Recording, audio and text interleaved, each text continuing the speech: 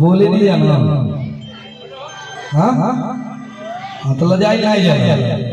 जब घरे मुर्गों से और कुछ डोरे भाई बा मोदी जी वैसे ही कोई वाला राशन सोहार रही पेंशन सोहार रही अब खाली जो तो वही बोल बोचा बोचा उठे ना बा भैया जहिया जो तो वही भैया वैसा एक नंबर पर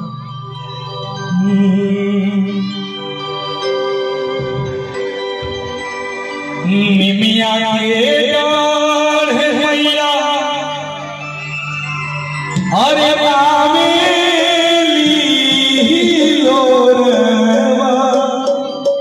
की झूमी झूमी ऐसा ही गावल जाला। हाँ हमारो माई ऐसे ही गावे हम ही गीत अपने माई से सीखे हैं कि निमिया के डाढ़ है भैया अरे नामे लोरवा की झूमी झूमी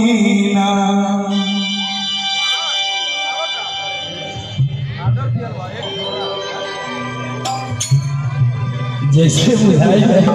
कि माई के लाइन मारता ये हमारे खातिर का बेटा है जो नौका लेके है हाथी पतो है बाड़ी हम जो लजाली नहीं गावेली ओ के गा के बतावे बा कि हरे बहु रही है कर नहीं है तर गावल जाला ठीक बा तनी माई एक लाइन गाओ कि माई मोरी गावे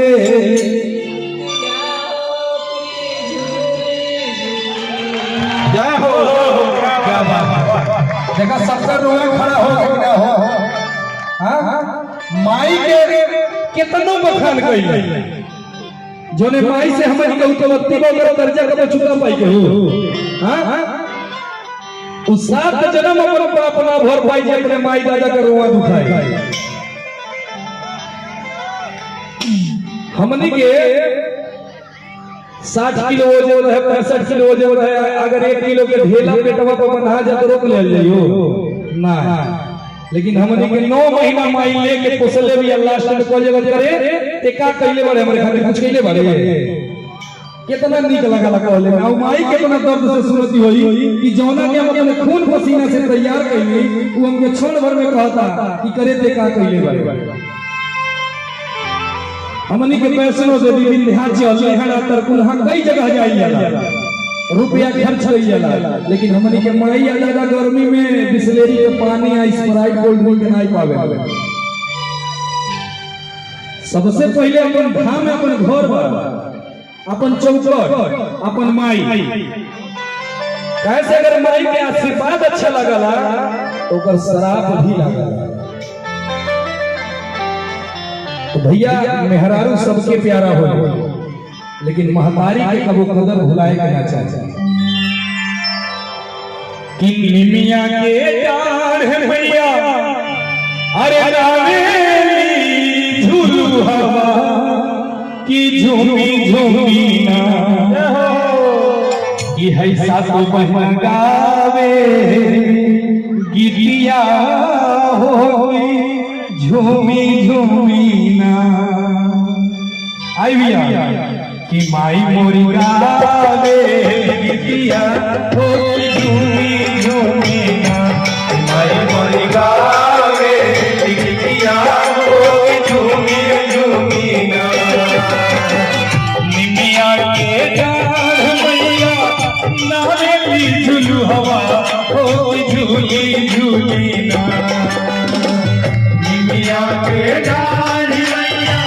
नावेली झूलू हवा होई झूली झूली ना होई झूली झूली ना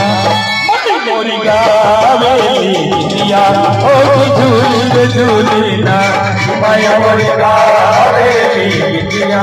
होई झूली झूली ना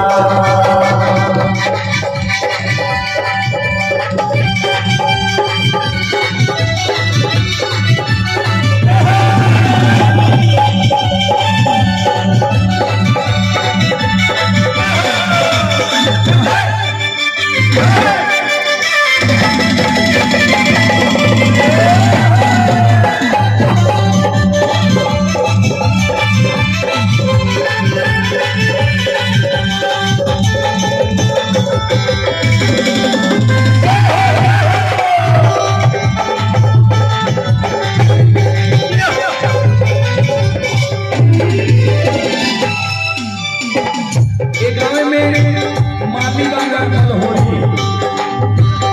जो फूल माला लगावे ना एक करमहा नाम माने ना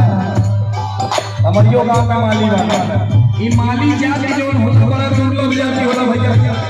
कई 10-20 गांव में नहीं रहे माई जब झुलुआ झूलत रही तो उनका के प्यास लाग गए माली नहीं है क्या बात है जब हमारी ज्ञान की सारी निकल जाली जो ने कहा जरा छोटी माई बड़ी माई को के हाथ से जात मना माला मल हो रे दूसर के नहीं मनावा झूलत झूलत माई के पिया ओ चले